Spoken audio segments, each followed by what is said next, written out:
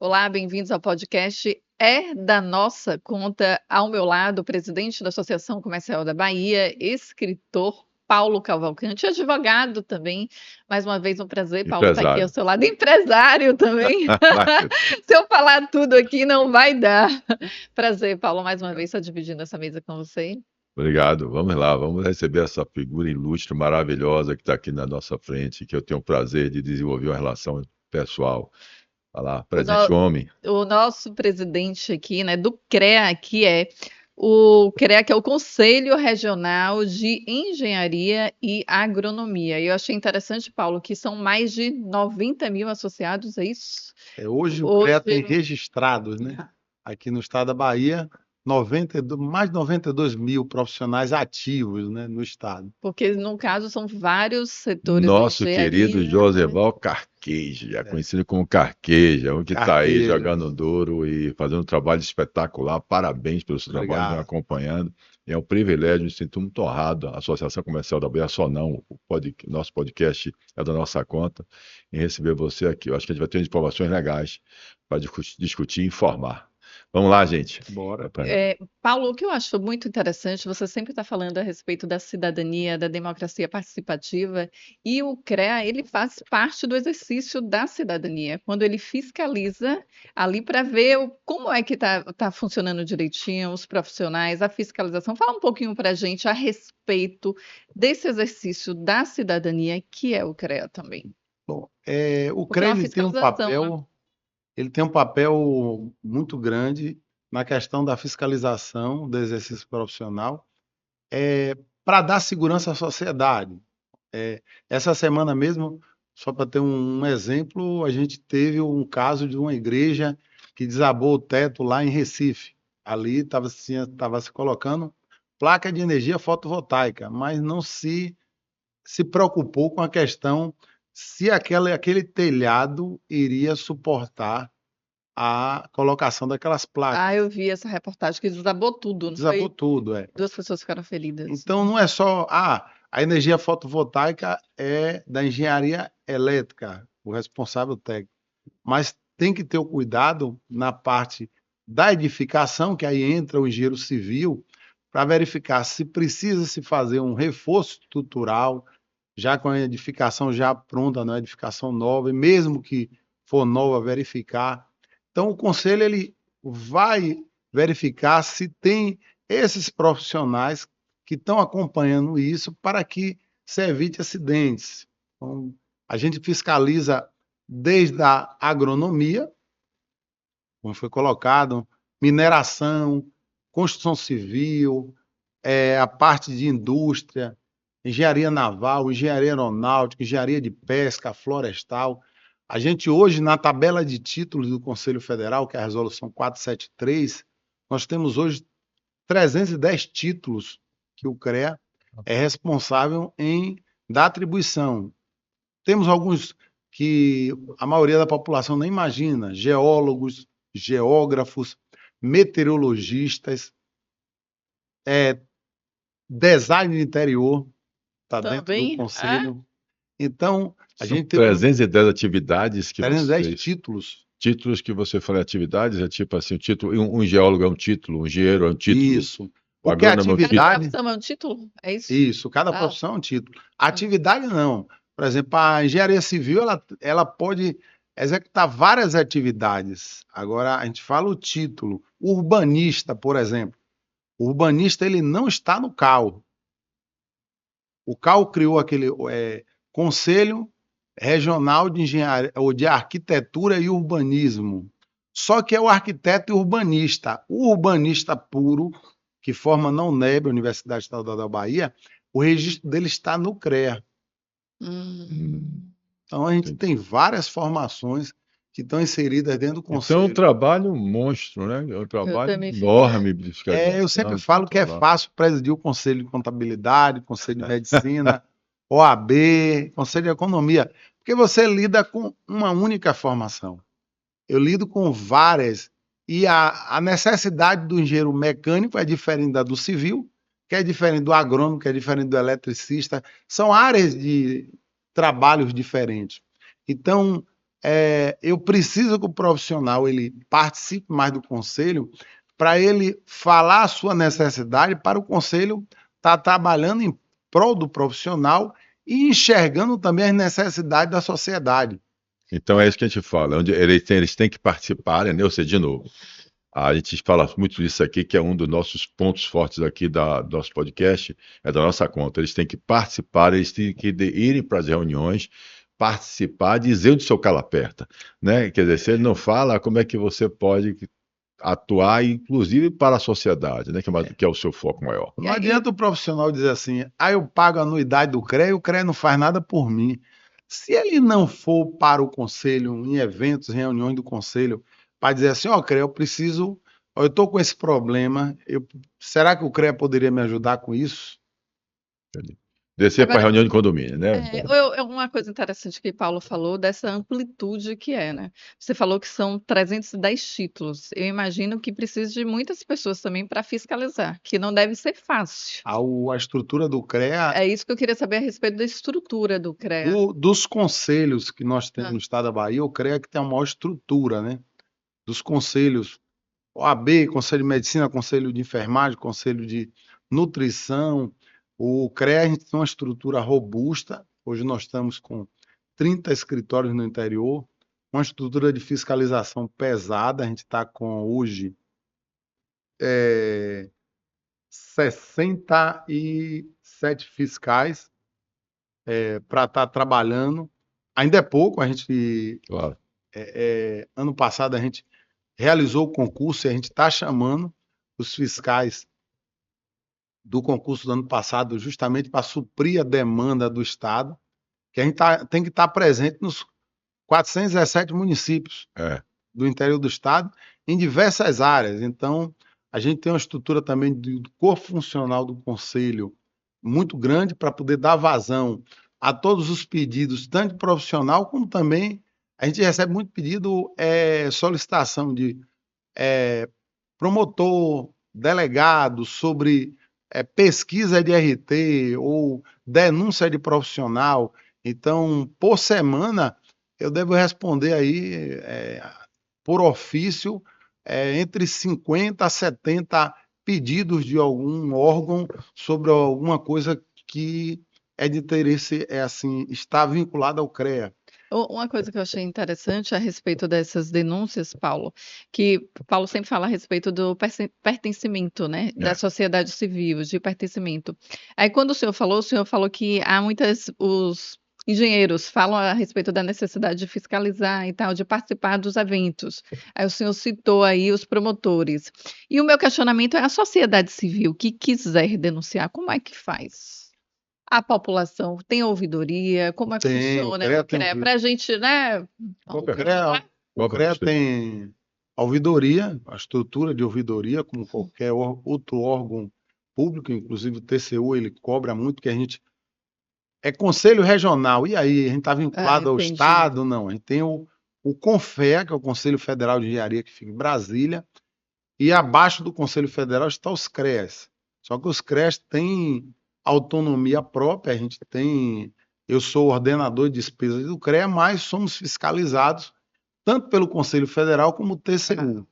Então, essa questão da estrutura de ouvidoria, essa questão de denúncia para a fiscalização, tem a site, tem aplicativo, tem telecrea para tanto profissional como a sociedade que queira fazer alguma denúncia para o CREA, a gente está recebendo e encaminhando para a fiscalização para ser verificado aquela denúncia para a gente poder dar a resposta que é necessária à sociedade. Do contexto assim, do CREA, a importância, vou dar só um exemplo. Quando teve aquele desastre das barragens de Mariana e Brumadinho, certo, estourou. O primeiro órgão que é consultado ali é o CREA, por um motivo. A gente que detém as RTs dos responsáveis técnicos pelo aquele empreendimento e tanto pela manutenção como empreendimento. Então, daí é que a Polícia Civil vai em cima foi em cima desse profissional para verificar se estava tendo monitoramento naquelas barragens de rejeito.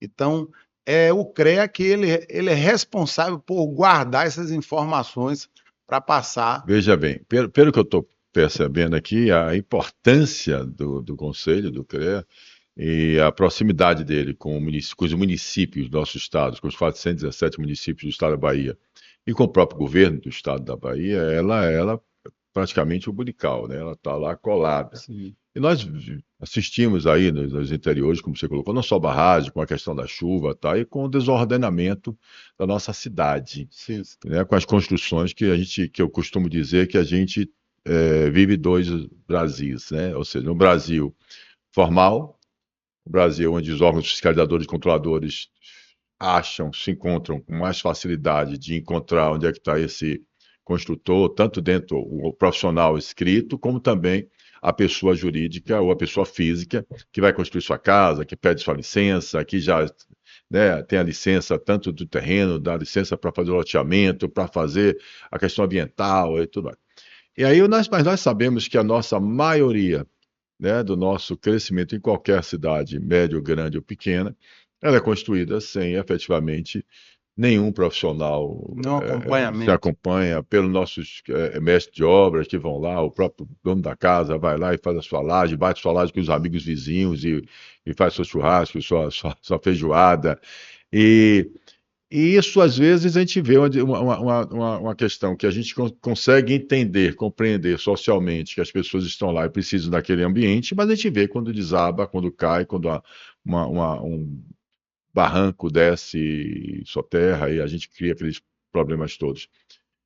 Como é essa relação?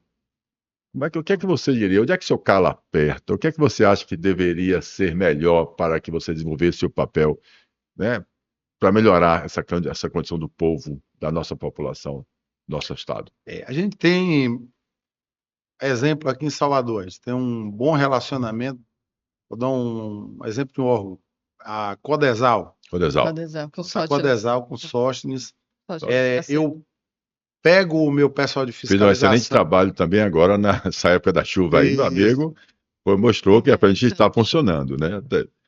Eu levo a minha equipe de fiscalização, já dei treinamento com eles lá na Codesal, sorte me deu, até para eles virarem amigos da Codesal, porque às vezes o fiscal ele está fiscalizando, ele precisa ter esse olhar mais apurado se aquilo vai colocar em risco ou não, como você deu um exemplo, num desabamento de uma encosta. Então, se ele enxergar qualquer coisa numa fiscalização, comunica-se a Codesal. Da mesma maneira, a gente fez isso com os inspetores, que são os profissionais que representam a gestão nos escritórios no interior, a mesma maneira, porque a gente não tem problema de encosta só na cidade de Salvador. A gente tem várias cidades do interior que tem.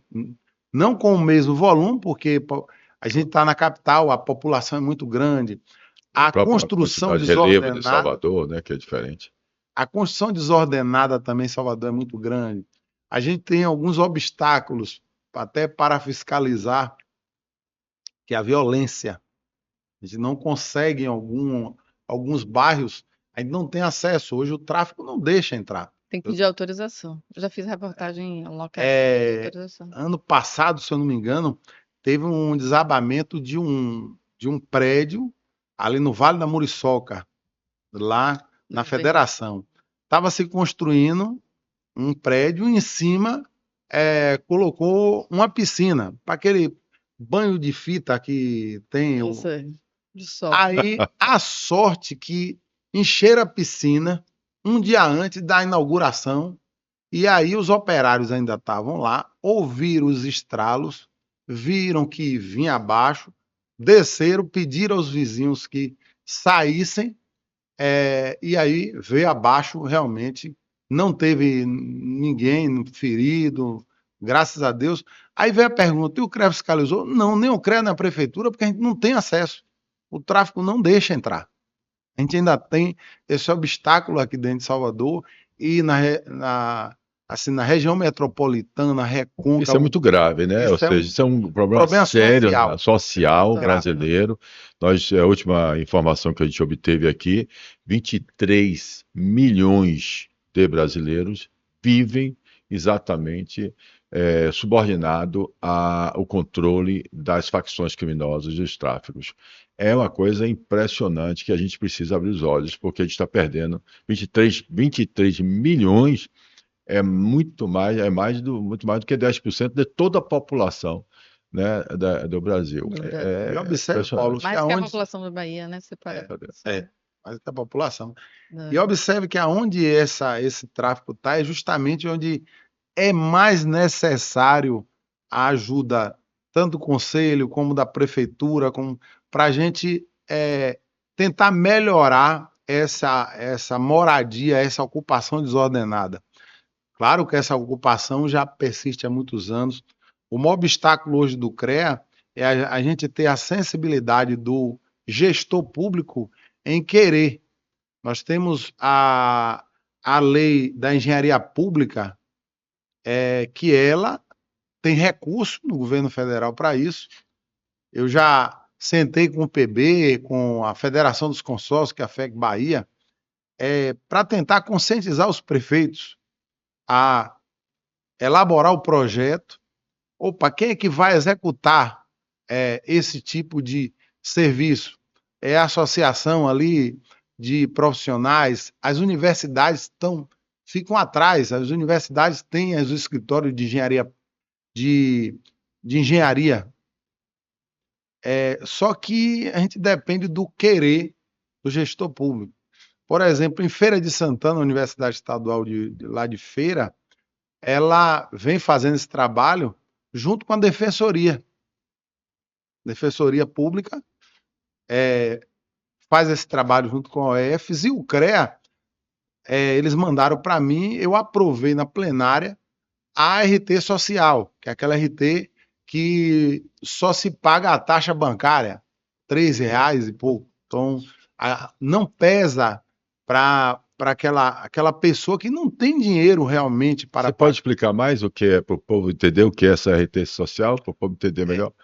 A RT é anotação de responsabilidade técnica. Então, se você tem um profissional, mesmo que gratuito, como a UFES faz esse trabalho, a UFES trabalha na linha da regularização fundiária, a parte de saneamento. Quantas residências a gente tem aqui na capital e no interior que não tem um sanitário?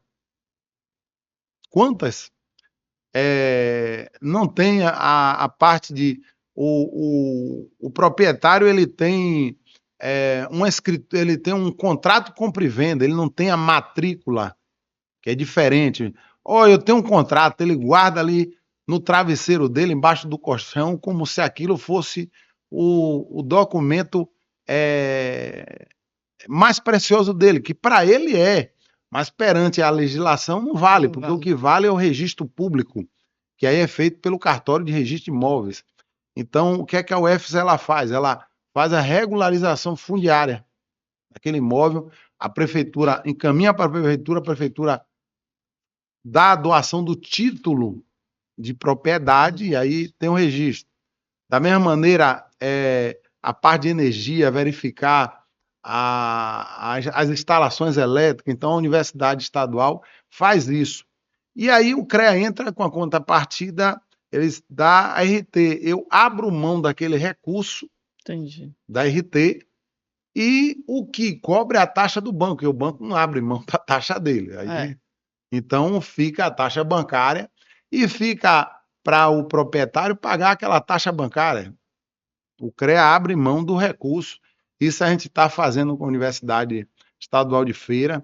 A gente fica procurando, Paulo, prefeituras que queiram abraçar. Vou dar um exemplo, o CREA Paraná, ele tem um programa chamado Casa Fácil. Casa Fácil hoje, eles já conseguiram assinar convênio com mais de 80 municípios.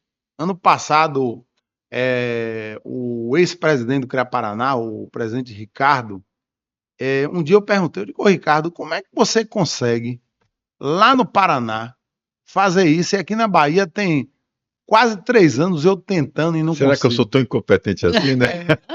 Amiga, Ele disse o que a você? Aí não, tá, eu digo, ó, me mande um processo na íntegra, Para entender. desde o início, me mande o pulo do gato Pronto. na íntegra para eu entender como inicia as tratativas com o município, tudo, para eu ver se eu estou pecando em algum ponto. O que eu percebi é que a cultura dos prefeitos lá do Sul é diferente das daqui. E não importa o partido. E o prefeito, ele deixa de ver que aquilo ali é voto para ele. Porque se ele está levando uma moradia digna, uma questão sanitária, na parte de saneamento básico, energia, regularização, aquele cidadão ele vai ficar grato. lógico. Claro, o Deve que você ser. está dizendo, cara, quer dizer, é muito importante para a gente prestar atenção. Olha o que você está colocando. Está dizendo, prefeitos dos 417 municípios do nosso estado, nós temos aqui mesmo no Brasil, né, a Casa Fácil, e nós estamos dizendo aqui com o presidente, né, o presidente do CREA dizendo, olha, tem o dinheiro, vamos buscar, vamos fazer, vamos ajudar.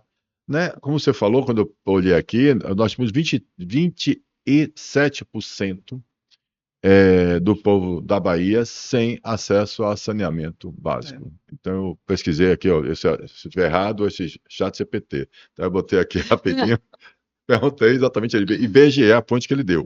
Segundo o IBGE, 73%. Então, acho que é esse 17%, então.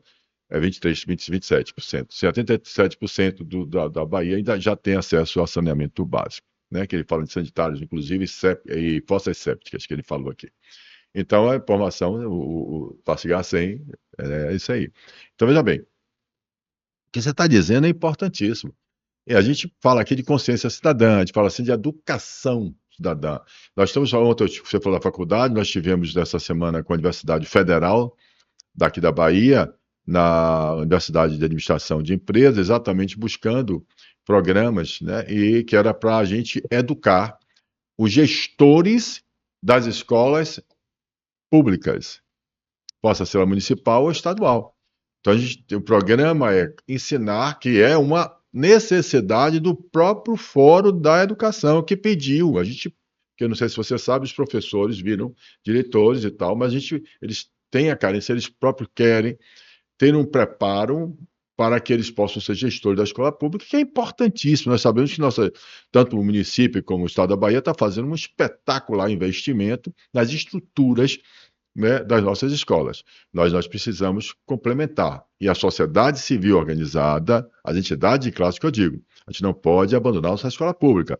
As entidades públicas, o governo estão fazendo seus trabalhos, as prefeituras estão fazendo seu trabalho, nós precisamos fazer o nosso. Nós precisamos contribuir com isso. Nós precisamos nos aproximarmos e contribuir para que seja sucesso esse investimento enorme que está sendo feito na escola. O que você está trazendo é coisa que diz respeito da nossa conta, ao nosso podcast, ao nosso propósito. Você está dizendo o seguinte, olha, existe no Brasil já se fazendo isso, eu quero fazer, peguei do início ao final ali, e não é a cultura se transforma com a educação, com informação.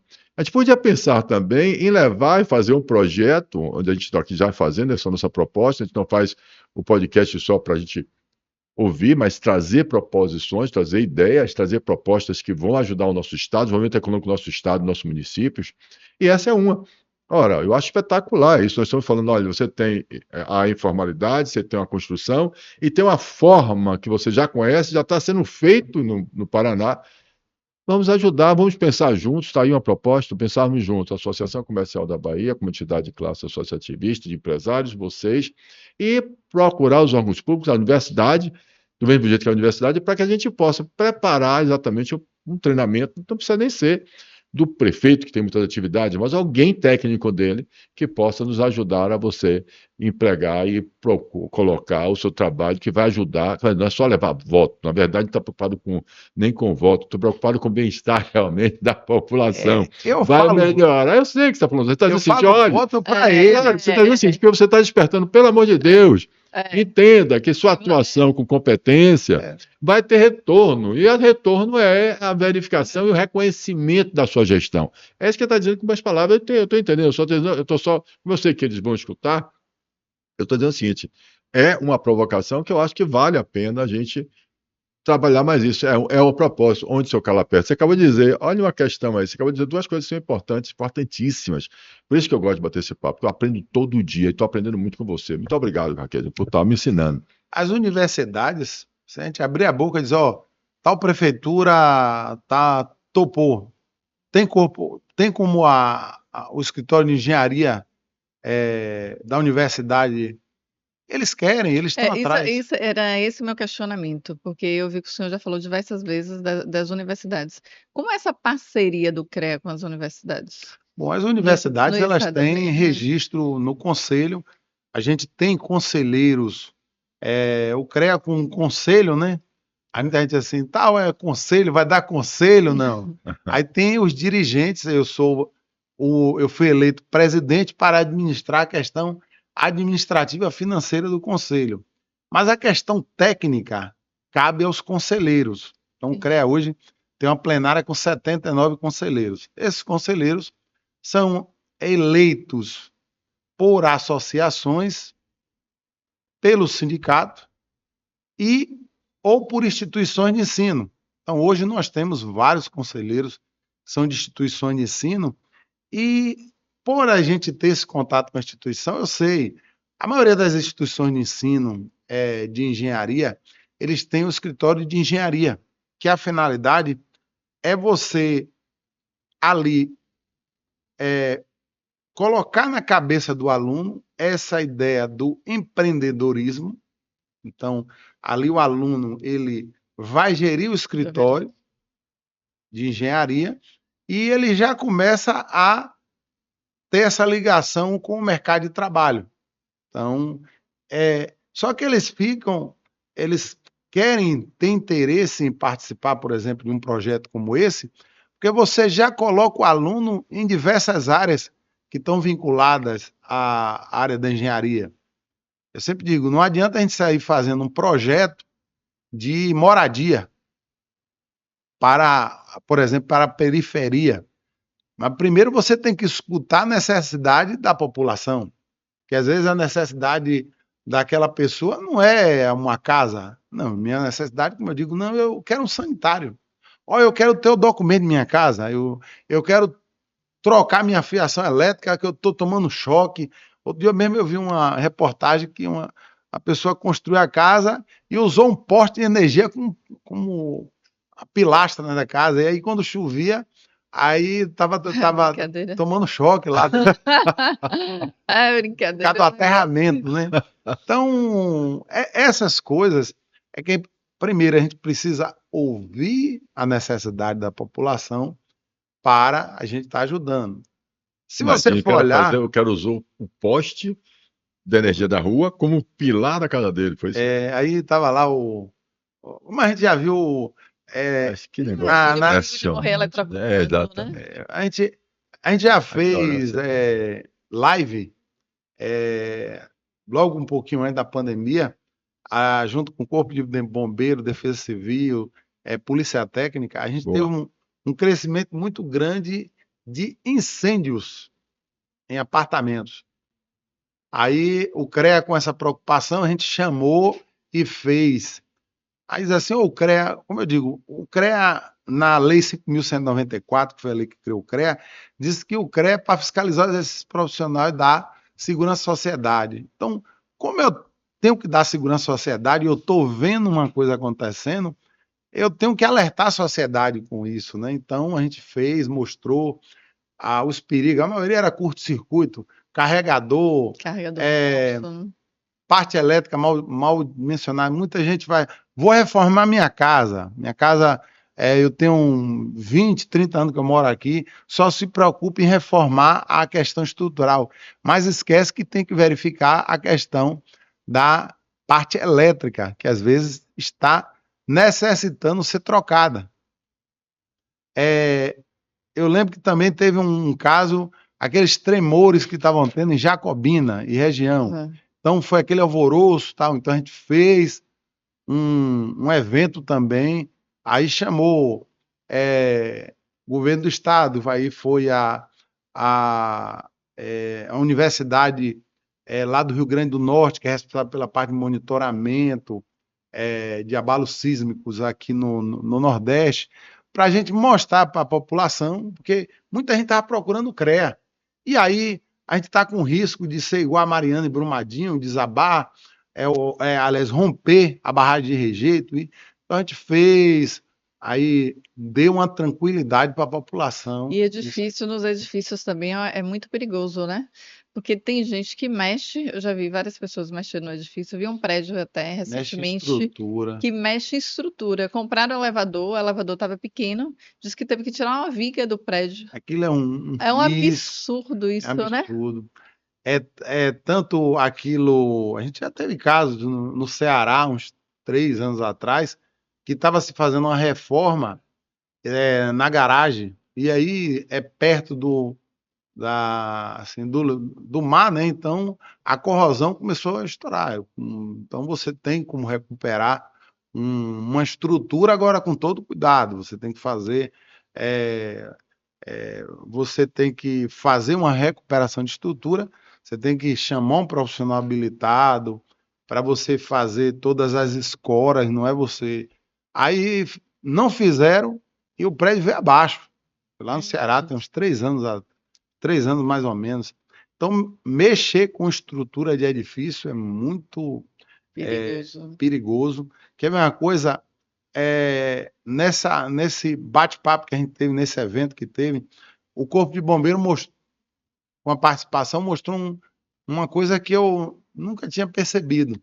A gente, quando brinca com nossos filhos de esconde-esconde, aí o lugar que criança gosta de se esconder, geralmente embaixo de cama, dentro de guarda-roupa, né?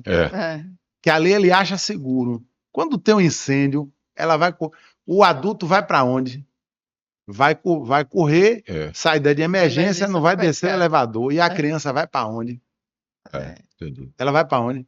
Ela vai para dentro do guarda-roupa, embaixo da cama, porque para ela nas brincadeiras, vai difícil de se esconder, né? é onde ela está mais protegida. Ela está protegida, só que é um lugar que em caso de incêndio vai pegar fogo bem rápido. E o incêndio numa residência é diferente do incêndio no apartamento. Numa residência, numa casa, pega fogo, você sai correndo e vai para a rua. No apartamento, não, você está no 8º, no 10º andar. É terrível. Aí é perigoso. Mas vamos lá. Vamos pensar aqui. Nós chegamos aqui a 2 questões que foram importantes. Nós temos uma questão de segurança pública, né, que impede a gente fazer esse trabalho da fiscalização. Nós vimos uma questão aqui que foi importante também, que é exatamente de melhorar a questão do interior, né, dos municípios, que a gente pode fazer isso melhor com a questão da Casa Fácil, da gente orientarmos não só os prefeitos, mas também com a população toda. E a sua aproximação eu sei que eu estive lá visitando vocês, lá no Cidiscom, não foi que eu estive lá? Vocês fizeram um trabalho espetacular, o Robert Humber Isso, o Robert da Construção Civil. E aí a gente aqui também, a gente pensa também aqui na Associação Comercial da Bahia, nós estamos conversando sobre isso também, com o Simais Matec, falando sobre a digitalização, com a Prefeitura de Salvador. A gente tem buscado essas parcerias também, que eu acho que é importante. Você sabe que nós temos o acolhimento também do informal, né, que é um trabalho nosso, a educação, a UniACB, a Universidade Aberta da Associação Comercial da Bahia também, que é para buscar esses cursos e procurar dar orientação, né, da dignidade humana à nossa população do nosso estado, né? A gente precisa começar, a gente quer salvar o Brasil, mas vamos começar pela Bahia aqui primeiro, que a gente está aqui, depois a gente começa a tocar o barco mais para a gente fazer acontecer. Está faltando mão de obra para os nossos técnicos, ou seja, você tem muito engenheiro, qual é a profissão? Você acha que com a inteligência artificial, Vão substituir os engenheiros também, os técnicos? Está faltando mestre de obra, pessoas que assentam piso? Como é que está esse mercado? Tem uma carência grande. Da mão de obra qualificada, assim, né? A gente está. Eu corro o estado da Bahia todo, né? Então, onde eu vou, os profissionais estão se queixando. Está faltando pedreiro, carpinteiro, eletricista. Isso em todo o estado, inclusive aqui na capital. Landim, meu grande amigo Landim, presidente do Sinduscom, até deu um exemplo. Antigamente, lá em São Paulo, a mão de obra que trabalhava para a construção civil era nordestino que ia. Hoje em dia não está achando, eles estão pegando venezuelano, porque não está achando. A parte da engenharia mão de obra, o que eu vejo nos grandes centros, você tem uma aglomeração muito grande da maioria das profissões, porque todo mundo quer ficar na capital, porque a capital tem show, tem praia, tem festa, tem shopping. Vida urbana, né? Vida urbana, mas o interior do estado tem uma carência muito grande de profissionais habilitados. Mas ninguém quer ir para o interior. Só que com os meios de transporte, o interior de hoje não é o de 30, 40 anos atrás, que era difícil o acesso. A gente tem consciência que a gente precisa melhorar os modais, rodoviário, ferroviário, a gente ter o modal aeroviário, que a gente não tem, o único aeroporto de carga que a gente tem mais próximo é Petrolina, que pertence a Pernambuco. Juazeiro está do outro lado do rio, né?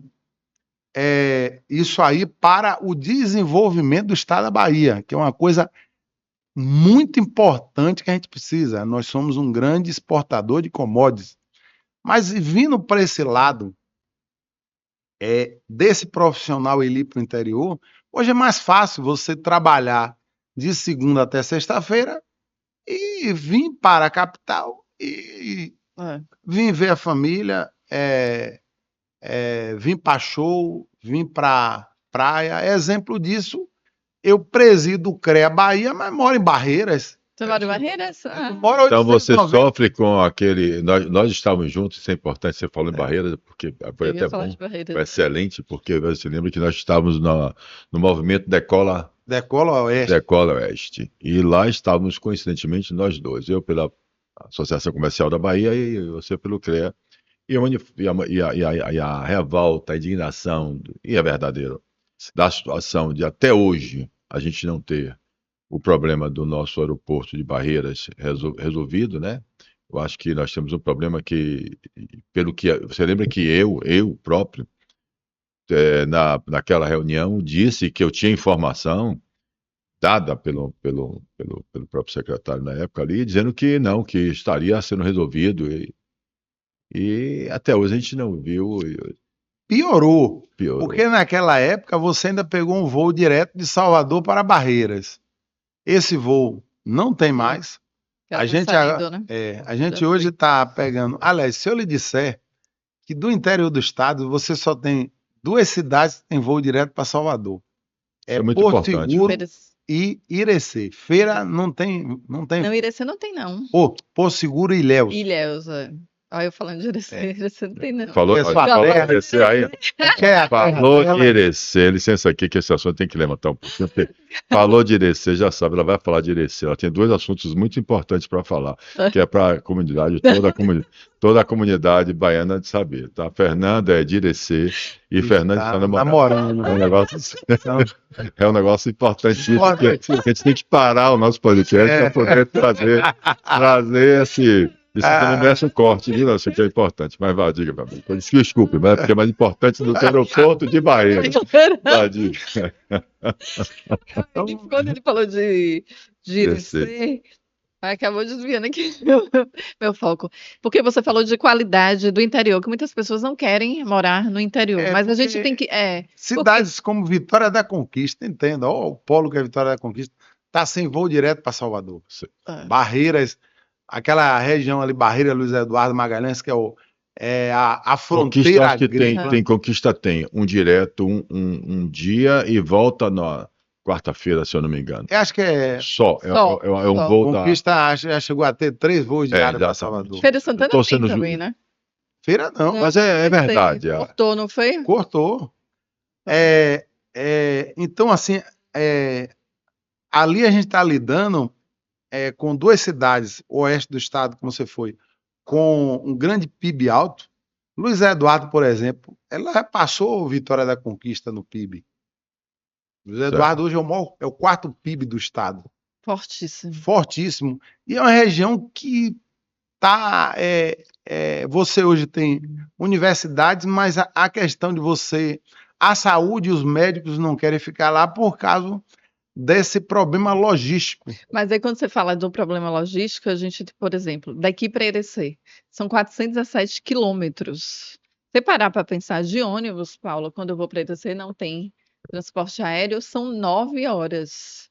Então, para a pessoa, para morar lá em Irecê, apesar que é uma cidade super desenvolvida, falando aqui, eu tenho que fazer propaganda. Eu conheço. Você conhece? Está muito desenvolvida.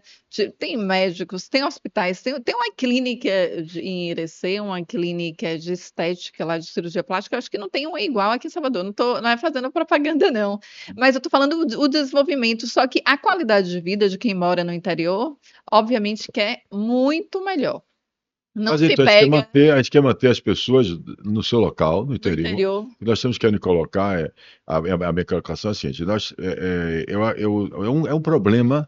Eu fiz a pergunta sabendo que a resposta qual é que não é só para mão de obra, no caso da construção civil, é para mão de obra em geral. Nós temos uma dificuldade hoje, aliás, é uma dificuldade nas indústrias, né? A dificuldade na parte da indústria também, a dificuldade que a própria Federação das Indústrias faz, óbvio, do agronegócio, do comércio. Nós temos dificuldade de construção. Nós temos dificuldade, efetivamente, das pessoas existir exatamente esse preparo, principalmente de uma profissão de técnica, né? Como a gente tinha a escola técnica, e não adianta você ter 200 mil advogados ou 500 mil médicos, porque nós estamos tendo crise em relação a isso. A manutenção, ou seja, a gente ter também a política pública, para que a gente possa manter as pessoas entendendo no seu local, né? Ou seja, olhar, em vez de olhar para a praia, olhar para dentro, e você vê coisas maravilhosas. Que, quando ele falou que Luiz Eduardo já passou Conquista, não quer dizer que Conquista não seja um enorme centro de desenvolvimento do nosso estado. Como a gente tem um Novo Brasil, que é também a parte de Lençóis, que é Chapada Diamantina, quem conhece aquele negócio é espetacular. Você parece que você não está na Bahia, não, nem está no Nordeste, que é uma coisa fantástica também. Então nós temos um estado com a possibilidade de prosperidade enorme. Eu acho que, de novo, eu falo isso, Carqueja e Fernanda, e vocês que estão nos ouvindo, porque eu acredito, efetivamente, que a gente está carente da maior reforma, a mais urgente reforma que a gente tem que fazer no nosso país é a reforma educacional. É a reforma da educação de consciência, de consciência cidadã, de consciência cívica. É importante as pessoas pararem de enxergarem coisas diferentes. Essa educação é importante, mas principalmente se sentir como cidadão, como dono desse país, como dono da sua cidade, o orgulho do seu local e aprendendo, saber que não tem nenhum, ou seja, é interessante como o povo brasileiro, ele não tem vergonha de dizer que eu estou sendo assistido, que eu recebo a Bolsa Família, né? Mas é engraçado como ele não quer ser pedreiro, não quer ser pintor, não quer ser Mas eu ia tal falar justamente profissão. isso, que eu Ele acho que quer ser assistido, né? Veja bem, deixar bem claro de novo, já disse 1000 vezes, eu não sou contra o assistencialismo. O assistencialismo é fundamental e indispensável, está na nossa Constituição Federal Brasileira. Nossa Constituição é solidária. Eu só estou dizendo da questão cultural, nós estamos falando de educação cultural, educação cívica. Eu estou dizendo que a gente precisa, você falou, você utilizou até a questão da cultura, a questão cultural do nosso Estado, a questão cultural, efetivamente, do Brasil.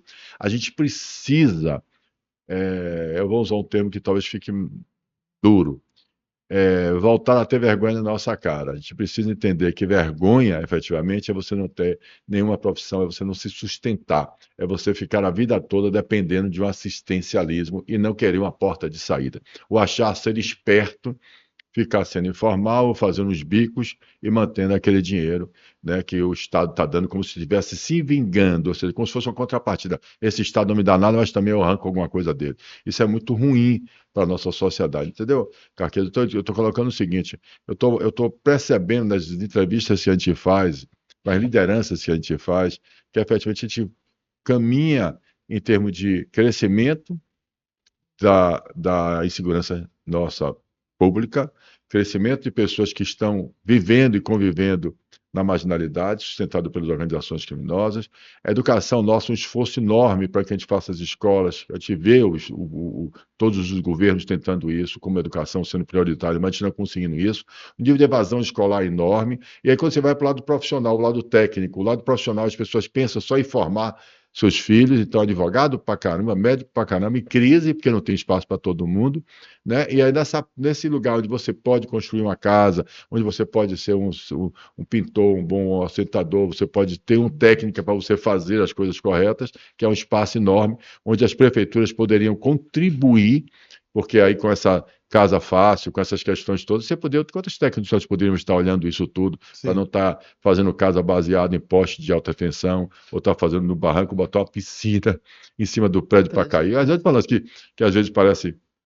A gente fala, é porque às vezes quando você vê o nível da falta de informação é tão grande que ela não é só se torna uma tragédia, mas ela também se fala assim, não é possível que a pessoa pense desse jeito, mas pensa porque a gente não tem educação cívica. É só o desabafo meu de Paulo Cavalcante, não tem a ver, eu fugi um pouquinho mas é porque são conclusões que a gente começa a obter com cada vez que a gente vai perguntando, e aí é da nossa conta, né? É da nossa conta, assim. Como é que a gente faz para transformar? E tem um.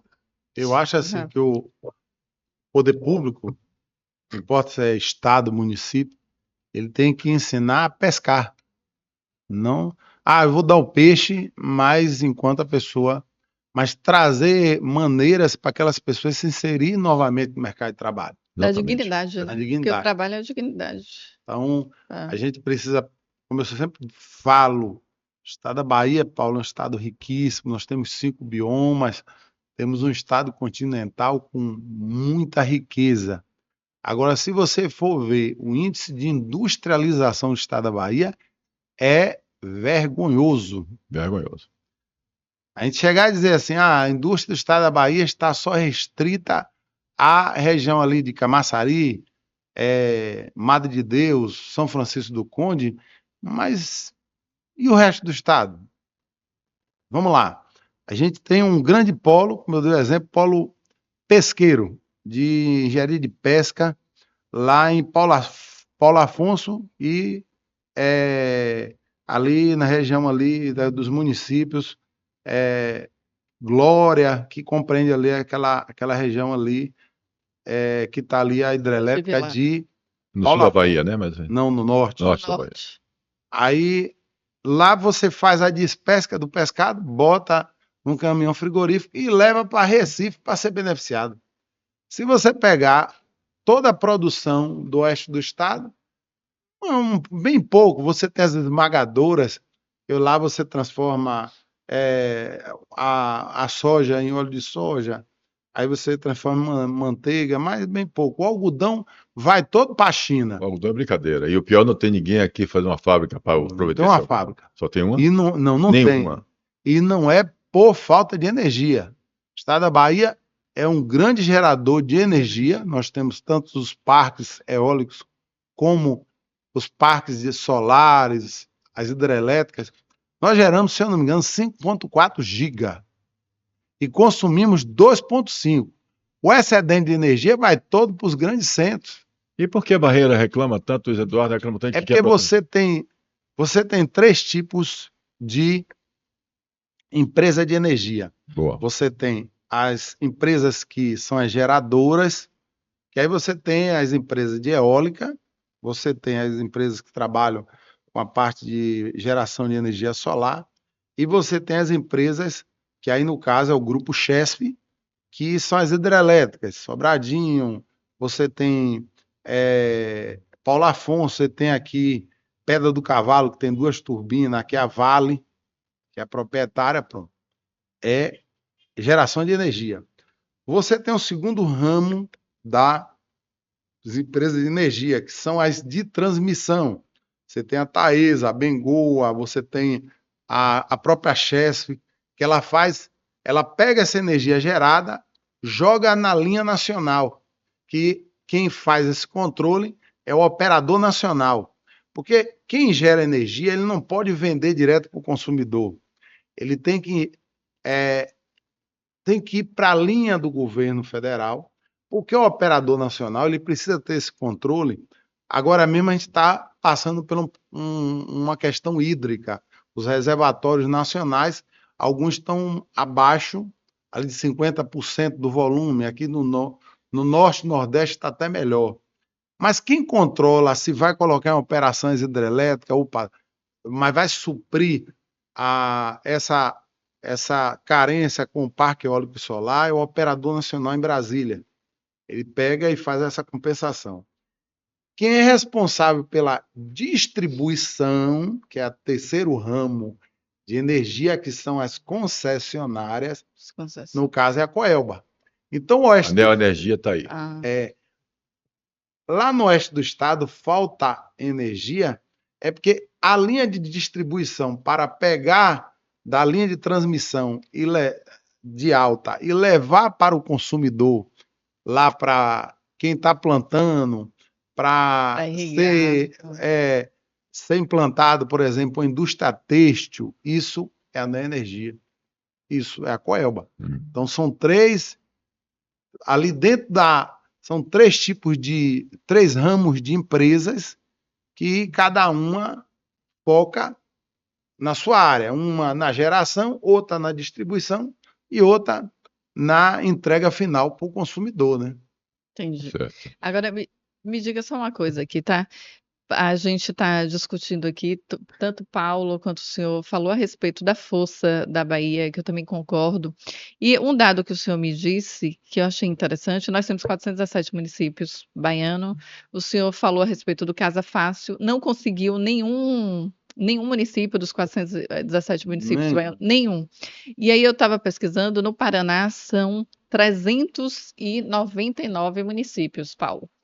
Nós temos 417 municípios baianos, ou seja, nós temos apenas 18 municípios a mais que o Paraná. E lá já conseguiu 80.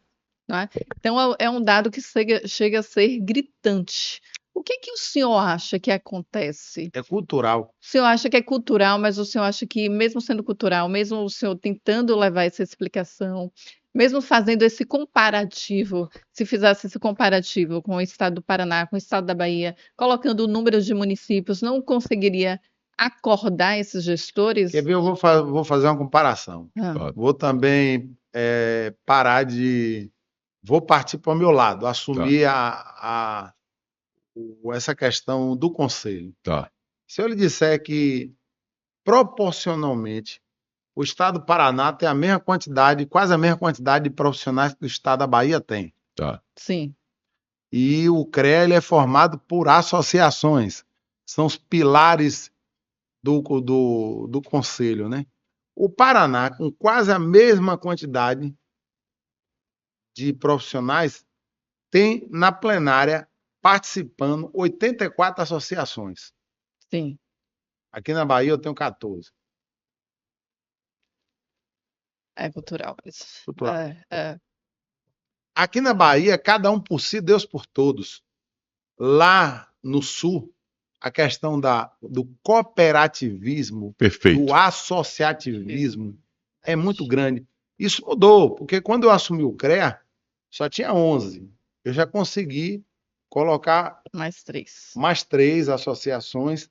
Tem mais 2 que já está correndo lá nas câmaras, porque quando você dá entrada, uma é a Associação de Jacobina e outra de Brumado. Aí tem que passar pelas câmaras, para as câmaras analisar a documentação, tudo. Depois vai para a plenária e o CONFEA. Mas, dentro do meu mandato, do primeiro e agora do segundo, a gente já conseguiu criar 32 associações em todo o estado. Ótimo. E levando esse espelho do Paraná, eu digo, rapaz, se nós se juntarmos como sociedade organizada, boa, a gente melhora muito. E eu digo, ó, você falou no currículo de Paulo, advogado, por exemplo. Advogado é uma classe corporativista. Eu estou lá em Barreiras, quando a OAB convoca uma reunião de advogado, não falta um.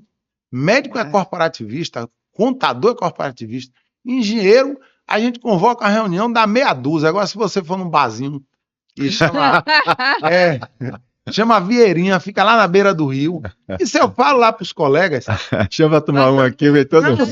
se eu sair da reunião e ir lá no Vieirinha, lá tem uns 100. Tem engenheiro lá. Agora, eles não param para, assim, não é gastar, ganhar. Eles não sabem a força do...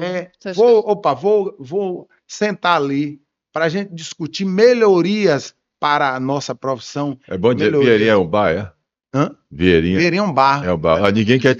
Seu Vieirinha, ninguém quer tomar aqui o seu mercado, não. Só está dizendo que também tome cachaça, mas participe da sociedade. Quando a gente tem discussões, Paulo, por exemplo, como alteração de plano diretor de município, Importantíssimo. Implantação de zona azul. Se você vai na reunião, isso eu sei porque eu já vi lá em Barreiras. Contador tá cheio, advogado tá cheio, engenheiro tem meia dúzia. Sendo que, num plano diretor, engenheiro e contador, ou advogado e contador, não entende nada. Nada. É puro, estritamente da engenharia. Dentro da zona azul, aquela parte ali, é engenharia engenharia, queira quer não, ali você vai tratar de fluxo de mobilidade e tudo. Então, é engenharia, eles não vão. Aí depois reclama. Eu disse, mas na hora da discussão você estava no Vieirinha. Mas isso é natural, isso é cultural. Estou dando exemplo do Vieirinha, mas Está fazendo propaganda aqui para ele. Gente, veja bem, queria que você ficasse bem à vontade, porque eu sei que você também tem seus compromissos. Eu tenho que lhe agradecer por você ter se dedicado e aberto esse espaço da sua agenda para vir nos prestigiar, fiquei muito feliz. E dizer aí para o pessoal o que é que você gostaria de colocar, o que é que você mais gostaria de deixar claro que pudesse, além do que você já disse, para que você chamasse a atenção exatamente do seu associativismo, da onde você está inserido em relação ao Estado. Você como presidente do CREA, qual seria a mensagem que você diria que você acha que vai tocar ou vai despertar para que a gente possa melhorar exatamente como toda a cultura da nossa cidadania, da nossa consciência cidadã participativa, que é o que a gente está discutindo aqui, que transformará o nosso Estado, né? O que é que você queria dizer para a gente aí, que a gente já está aqui, eu sei que você está no seu tempo que se comprometeu. O profissional, que ele não veja o CREA como um inimigo, o CREA é amigo dele. E a sociedade, o CREA a gente vem buscando, aí dentro da parte da fiscalização, a fiscalização é educativa. Boa. Lá, quando você teve para ver a questão lá do roubo da construção, você deu um exemplo bom, o Sinduscom, um grande parceiro do CREA, como a IBA lá no oeste do estado, a IBA, a ABAPA, que a IBA é a Associação de Gigantes, a ABAPA, a Associação dos Produtores de Algodão, me procurou um certo tempo, em 2021, Carqueja, veja bem, a gente é fiscalizado pelo CREA, como vários outros órgãos, IBAMETRO, INEMA, IBAMA, que não falta órgão de fiscalização, mas a gente queria saber, quando a gente vai ser fiscalizado, o que é que eu preciso ter? Então, a gente elaborou, junto com a Câmara de Agronomia, a fiscalização, um checklist. Ótimo. E parabéns. Todo ano, antes da safra, a IBA ela faz uma reunião, ela faz nas comunidades. Tem várias, Roda Velha, tem Garganta, tem Rosário. E convida o CREA para a gente estar junto, para conversar com o produtor, explicar quando o CREA for fiscalizar, o que é que será cobrado. Certo. Então, o que a gente está vendo? A gente está tendo um avanço muito grande quando o fiscal ele chega, o empreendimento está regular. É a fiscalização educativa. Boa. Parabéns. Então, esse ano eu teve um pedido do Sinduscom, que Landim, que é o presidente do Sinduscom, disse, Carqueja, quando a gente está na universidade, Ninguém explica assim, ó, quando você se formar, quando você for construir um prédio, reformar, construir uma rodovia, ó, você precisa ter RT disso, daquilo, tal. E até para o contratante também, ele Claro. saber quando for contratar. Então a gente está elaborando uma cartilha, Maravilha. assim como a gente fez a cartilha do síndico, Bom, e essa cartilha vários síndicos pedem ao CREA essa cartilha, porque ali mostra todos os cuidados que o síndico tem que ter, porque ele ali está assumindo a condomínio dele, responsabilidade de vidas, né? vidas, é. Então a gente está elaborando essa cartilha, tanto para a gente estar encaminhando para o Sinduscom, como também para as pessoas, mostrando assim, opa, eu vou reformar. Para eu reformar, qual é o cuidado que eu tenho que ter? Vou contratar qualquer um, ou eu vou contratar a empresa, essa empresa tem que ter o quê? Porque você está fazendo reforma, mas você está trocando pneu com o carro Andando. em movimento. A reforma é assim, É, as pessoas estão circulando, é isso aí. é diferente de uma construção nova. É. Construção nova, você tem. Ali você está os operários, mas não tem ninguém morando. Mas na reforma, não. A reforma você tem que ter cuidado, porque às vezes cai um pedaço, Claro. a pessoa passa embaixo. Então, esse cuidado a gente está fazendo para a gente estar disponibilizando para a sociedade, para os profissionais, recém-formados profissionais. Porque o intuito do CREA não é punir, o intuito do CREA é fazer essa fiscalização educativa. O CREA, as pessoas enxergarem o CREA como um parceiro da sociedade e um parceiro dos profissionais. Maravilha. Então, eu tenho uma sugestão até para dar aqui. Você falou que os nossos prefeitos do nosso estado, eles não, que são os síndicos do condomínio de cada Sim, município, cada porque eles são município. eleitos para administrar a gestão daquele condomínio, fazer uma cartilhazinha para dizer a ele exatamente, gente, aqui está casa fácil aqui, vamos Verdade. fazer, siga por isso aqui, que como você disse que já fez, né? Pegou toda a informação Sim, sim. para que nossos síndicos dos nossos condomínios, que são os síndicos dos nossos municípios, do nosso governo, do nosso país, eles também possam aprender. Ou seja, claro que foi uma questão para a gente entender, mas eu acho que é uma boa questão de Teve mudança de cultura. uma coisa boa que o CREA a gente fez e está passando por municípios. A gente sabe que muitos municípios não têm código de obra.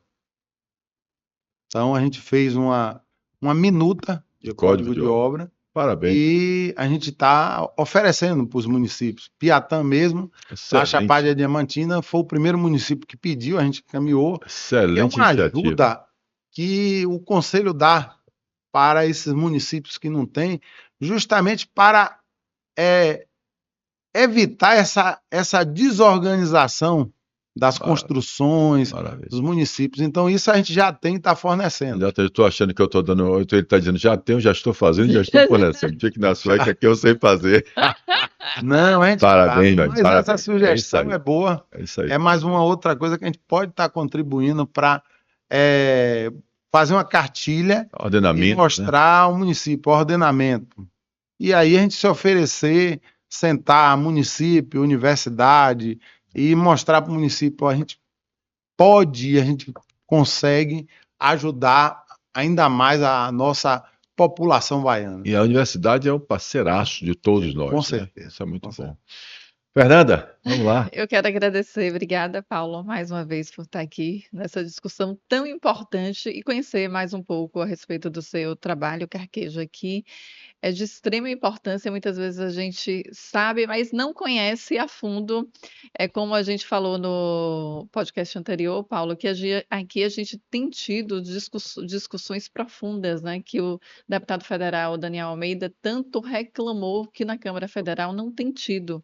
E aqui na Associação Comercial da Bahia, a gente tem conseguido discutir, então, parabéns para você por ter toda essa iniciativa, pelos seus mais de 90 mil associados, 92 mil associados aqui no estado da Bahia, pelos seus 30 escritórios nos 407 municípios baianos espalhados, e por esses 310 títulos, não é? de fiscalização, por todo esse número muito expressivo, que nos orgulha. Parabéns, eu acho muito importante, acho que aqui a gente deu dicas valiosas sobre estruturas de prédios, sobre vários tipos de interesse do cidadão, e a gente fez um trabalho aqui de cidadania também, né, Paulo? Que Paulo Maravilha. tanto prega. Eu Então, gosto, por exemplo, obrigada. tá vendo aí? Obrigado. É por isso que eu gosto de trazer assim uma pessoa competente como Fernanda, porque você viu que ela pegou o resumo, né, de tudo que você informou, colocou para os nossos pessoas que vão assistir o nosso podcast. Eu tenho que dizer que vocês curtam, vocês divulguem, passa para as entidades, né, dá um like, Compartilhe. compartilha, é isso aí. É. Que é importante. Estou aprendendo também a ser, como é que se diz, digital. Eu sou um dinossauro digital, mas eu estou me esforçando. Agradecer muito, exatamente, muita informação importante. É o que nós temos feito aqui no nosso podcast, na Associação Comercial da Bahia, da Bicentenária Associação, é trazer exatamente lideranças como você para mostrar o trabalho espetacular e informar para que juntos. E a ideia é exatamente unir, é unir toda a classe, toda a sociedade civil organizada do nosso estado para mostrar que é juntos, unidos, que a gente pode transformar a cultura do nosso Estado, podemos acima exercer a nossa democracia participativa. Exercer a democracia participativa é isso. É exatamente a gente participar realmente, a gente despertar a consciência cidadã, a gente entender que a gente tem que amadurecer a nossa inteligência cidadã. A gente fala muito de inteligência acadêmica, a gente fala muito em inteligência emocional, a gente fala muito agora até em IA, inteligência artificial, mas a gente fala muito pouco na IC, na inteligência cidadã. E é isso, esse exercício que a gente faz aqui. São propostas, trazer pessoas como você, com essa contribuição que você faz, e a gente está orgulhoso de ter você na presidência do CREA, isso é importante demais, que esse trabalho orientativo, essa luta também, né, se doando, melhorando e chamando as pessoas para participar e contribuir com o nosso Estado.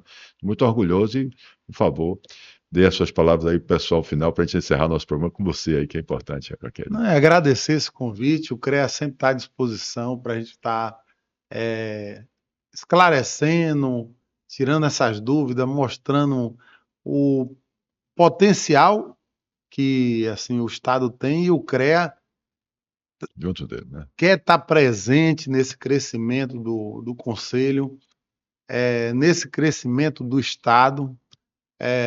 Até antes da minha gestão, o Conselho tinha 26 escritórios, levei para a plenária para a gente aumentar mais 8, então temos 30, mas temos mais 4 para a gente estar abrindo aí, que é Porto Seguro, Barra da Estiva e Botirama e Rosário.